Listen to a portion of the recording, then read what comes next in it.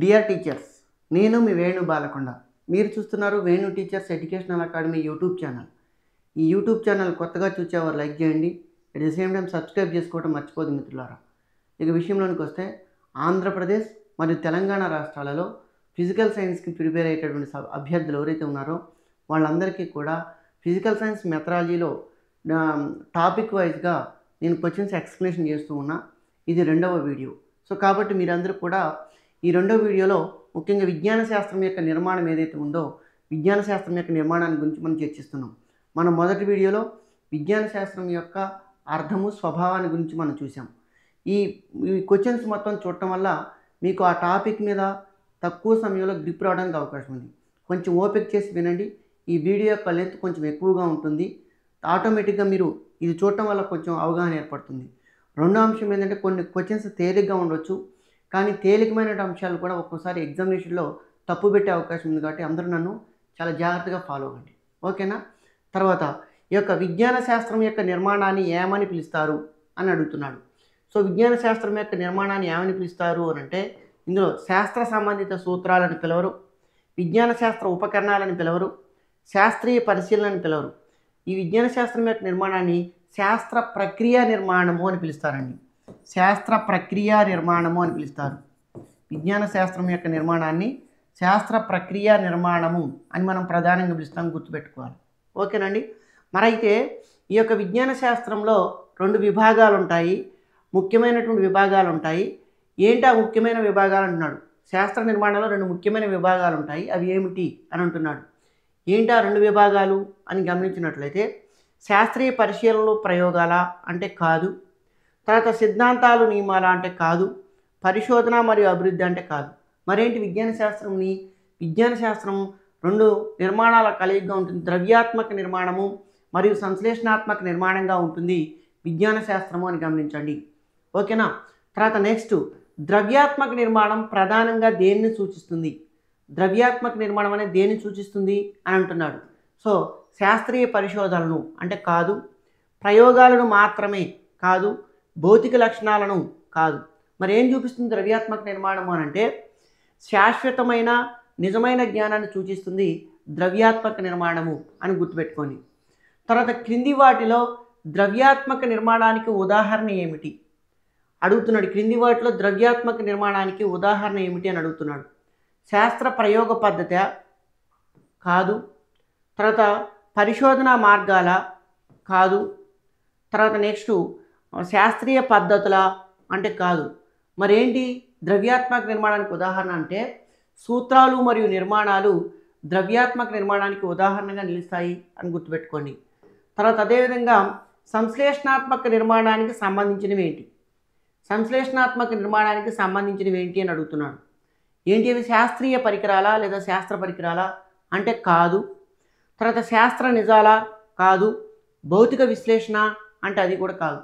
మరేంటి సంశ్లేషణాత్మక నిర్మాణం దేనికి సంబంధించిందంటే, శాస్త్రీయ పద్ధతులు మరియు ప్రక్రియలకు సంబంధించింది సంశ్లేషణాత్మక నిర్మాణము. సరే, ఇప్పుడు చూడండి, ఈ యొక్క విజ్ఞాన శాస్త్రం యొక్క నిర్మాణం ఏదైతే ఉందో విజ్ఞాన శాస్త్రం యొక్క నిర్మాణాన్ని ద్రవ్యాత్మక నిర్మాణము, సంశ్లేషణాత్మక నిర్మాణం అని చెప్తాం. సంశ్లేషణాత్మక నిర్మాణంలో పద్ధతులు, శాస్త్రీయ పద్ధతులు, శాస్త్రీయ ప్రక్రియలు, శాస్త్రీయ వైఖరులు అనే మూడు అంశాలు ఉంటాయి అని గుర్తుపెట్టుకోండి.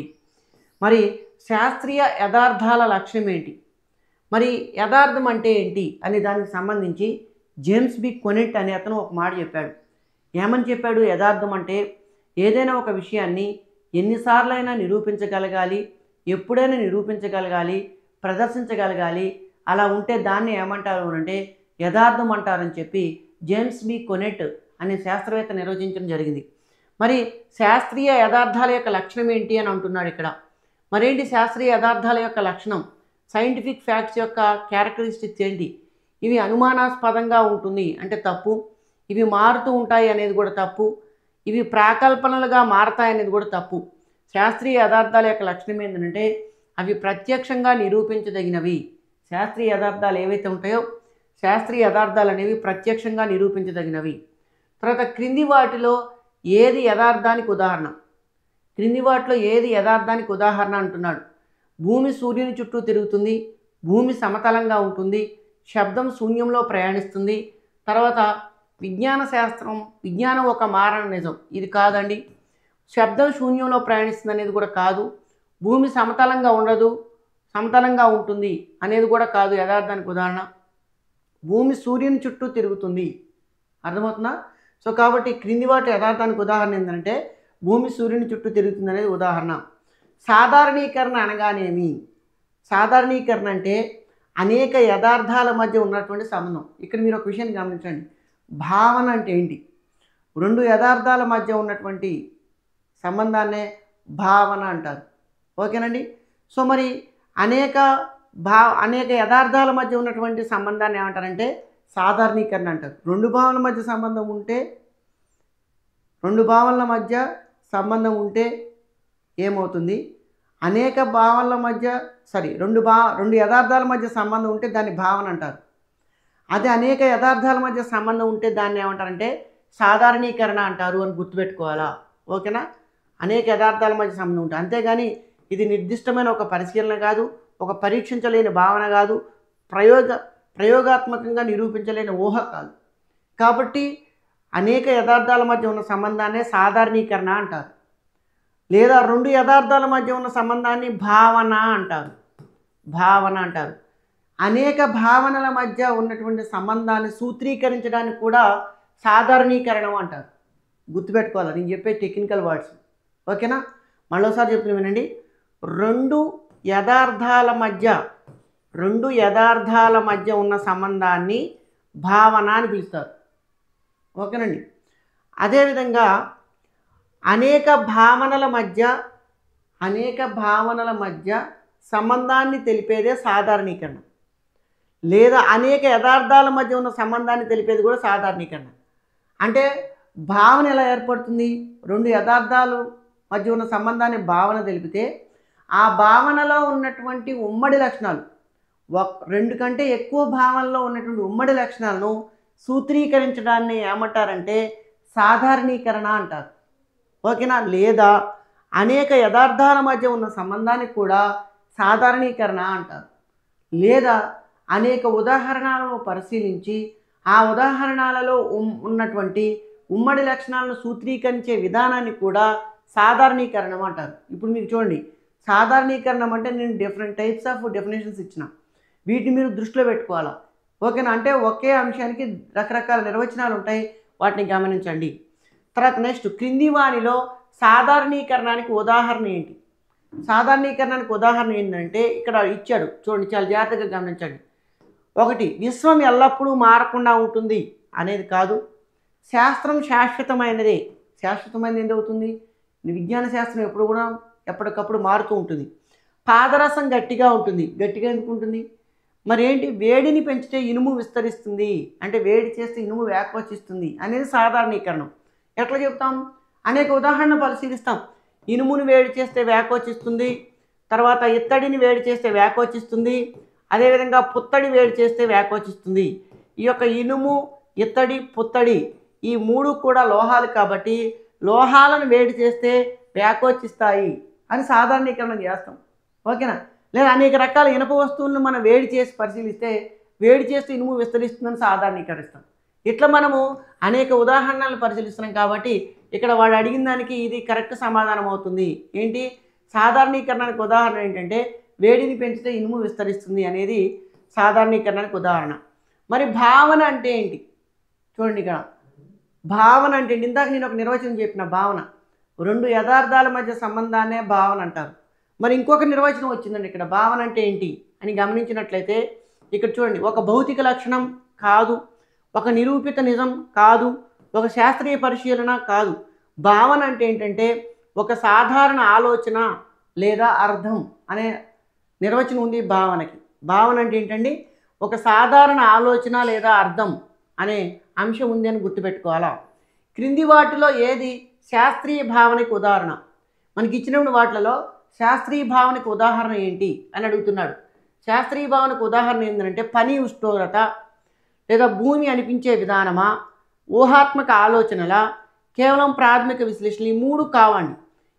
శాస్త్రీయ భావనకు ఉదాహరణ ఏంటి? పని, ఉష్ణోగ్రత. ఇవి భావనలకు ఉదాహరణ, శాస్త్రీయ భావనలకు ఉదాహరణ. ఓకేనా?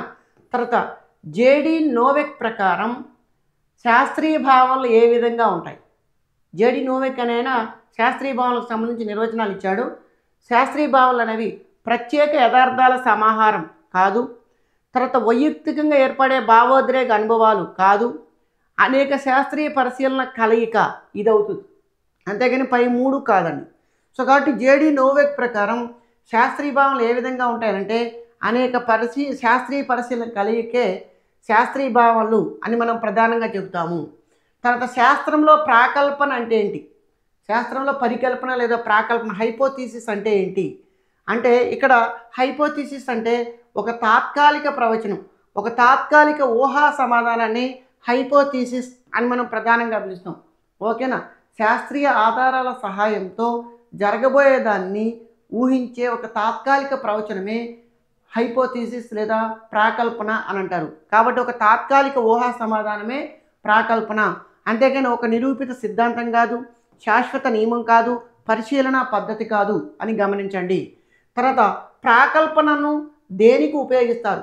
ప్రాకల్పన ఏదైతే ఉందో ప్రాకల్పనను మనం దేనికి ఉపయోగిస్తారు అని అంటే ఇక్కడ గమనించండి. కొత్త పరిశోధన ప్రారంభానిక, శాస్త్రాన్ని పూర్తిగా నిరూపించడానికి అంటే కాదు, శాస్త్రాన్ని ఖండించడానికి కాదు, ప్రయోగ పద్ధతిని మార్చడానికి కూడా.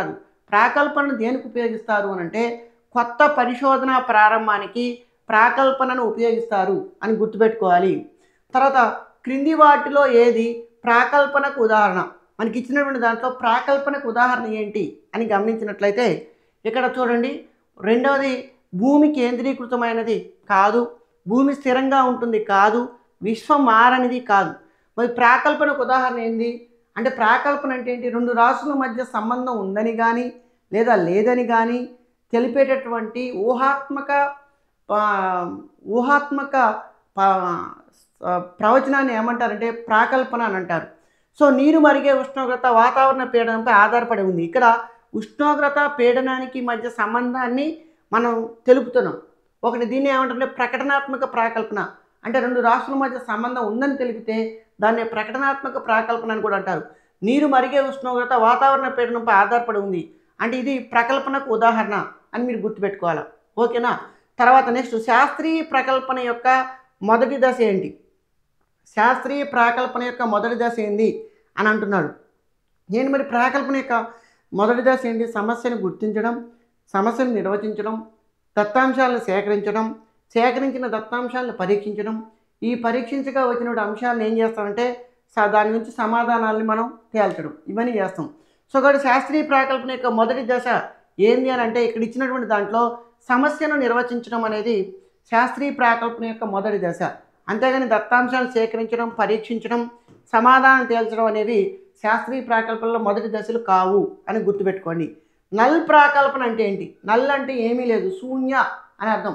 శూన్య ప్రాకల్పన అంటే ఏంటి అంటే రెండు రాష్ట్రాల మధ్య సంబంధం లేదని తెలిపితే, రెండు రాష్ట్రాల మధ్య సంబంధం లేదని తెలిపే ఊహాత్మక ప్రవచనాన్ని ఏమంటారంటే నల్ ప్రకల్పన అని మనం ప్రధానంగా పిలుస్తాం. మరి నల్ ప్రకల్పన అంటే ఏంటి అంటే రెండు రాష్ట్రాల మధ్య ఎటువంటి చర్య జరగవు, ఎటువంటి మార్పులు జరగవని చెప్తే దాన్నే నల్ ప్రకల్పన అంటారు. కాబట్టి నల్ ప్రకల్పన అంటే ఏంటంటే ఏ మార్పులు జరగవని భావన. నల్ అంటే ఏమీ లేదు, శూన్యం, కాబట్టి పేరులో ఏమీ జరగవు, కాబట్టి మార్పులు జరగవు అని భావన. అంతేగాని కొత్త పరిశీలన సూచించదు, ప్రాథమికంగా నిరూపించదగిన వాస్తవం కాదు, అనేక దత్తాంశాల యొక్క సమాహారం కూడా కాదు. ఓకేనా? సో కాబట్టి నల్ ప్రకల్పన అంటే ఏంటంటే ఏ మార్పులు జరగవు అని భావన. తర్వాత ప్రకటనాత్మక ప్రాకల్పనకు ఉదాహరణ ఏంటి?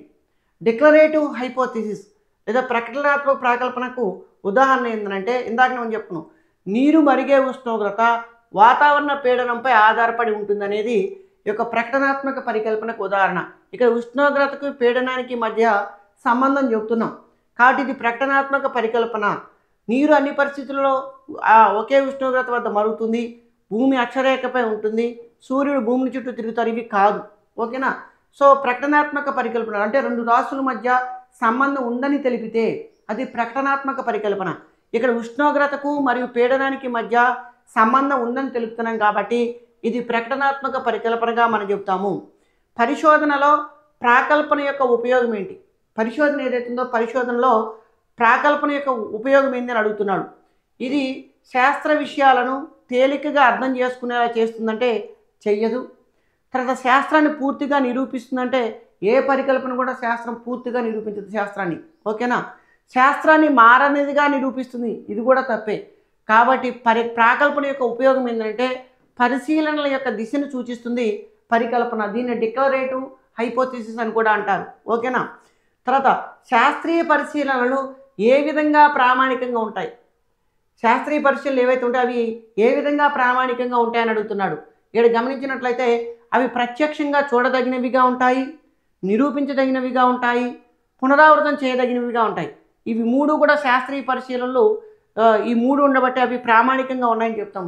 కాబట్టి పై మూడు సరి అయినవే. కాబట్టి ఆన్సర్ ఏమవుతుందంటే పై అన్నీ సరి అయినవే అని చెప్పాలి. సో కాబట్టి శాస్త్రీయ పరిశీలనలు ఏ విధంగా ప్రామాణికంగా ఉంటాయంటే శాస్త్రీయ పరిశీలనలు అనేవి ప్రత్యక్షంగా చూడదగినవిగా ఉంటాయి, నిరూపించదగినవిగా ఉంటాయి, పునరావృతం చేయదగినవిగా ఉంటాయి. కాబట్టి శాస్త్రీయ పరిశీలనలు ఈ విధంగా ప్రామాణికంగా ఉంటాయని మనం చెప్తాము. పరిశోధనా దిశను సూచించేది ఏమిటి?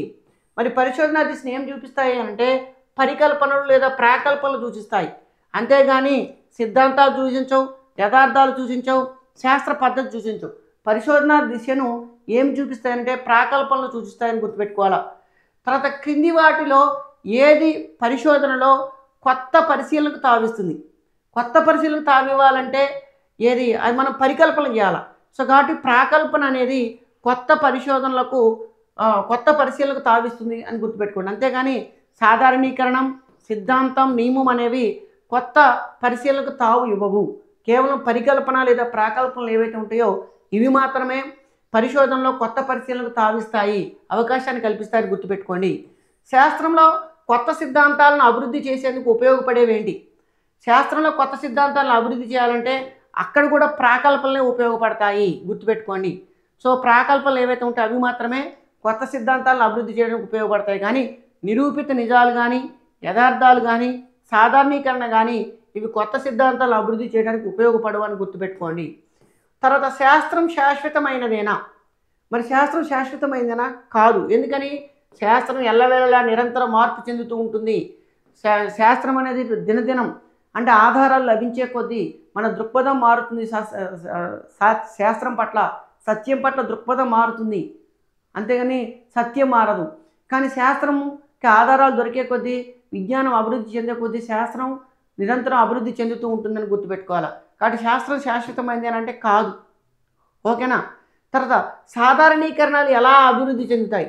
జనరలైజేషన్స్ లేదా సాధారణీకరణాలు ఎలా అభివృద్ధి చెందుతాయి అని అంటున్నాడు. మరి ఎలా అభివృద్ధి చెందే సాధారణీకరణాలు అనేవి? పరిశీలన ఆధారంగానా? ఎస్, పరిశీలన ఆధారంగా సాధారణీకరణ చేస్తాం.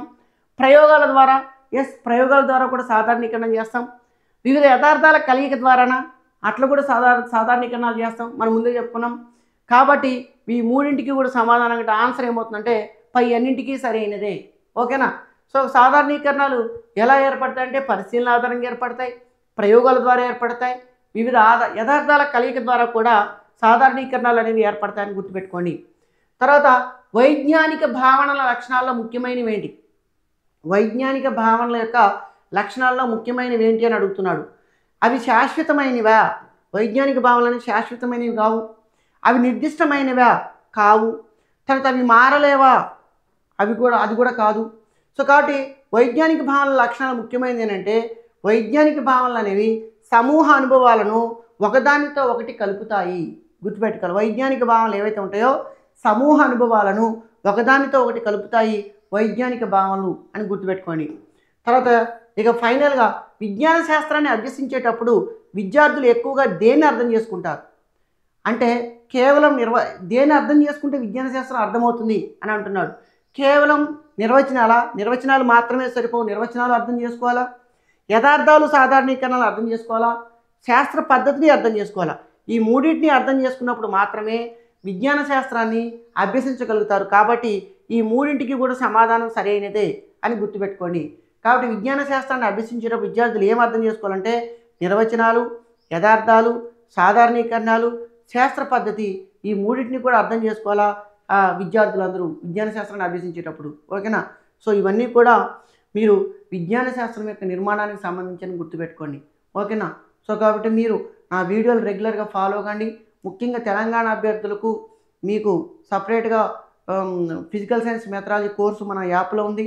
అదేవిధంగా మా ఆంధ్రప్రదేశ్లో ఫిజికల్ సైన్స్కు కూడా సపరేట్గా మెథడాలజీ కోర్సు పూర్తిగా అందుబాటులో ఉంది ఆంధ్రప్రదేశ్ విద్యార్థులకు. తెలంగాణ విద్యార్థులకు ఇప్పుడు వీడియోలు చేస్తున్నాను. కావలసిన వాడి వీడియోలను ఫాలో అవుతూ ఆ యొక్క యాప్ యొక్క లింక్ కింద డిస్క్రిప్షన్లో ఇస్తున్నా. దాన్ని క్లిక్ చేసి యాప్ డౌన్లోడ్ చేసుకొని కోర్సును సబ్స్క్రైబ్ చేసుకోండి. ఓకేనా? మళ్ళీ కొత్త వీడియోతో నెక్స్ట్ డే కలుద్దాం. Thank you అనడా.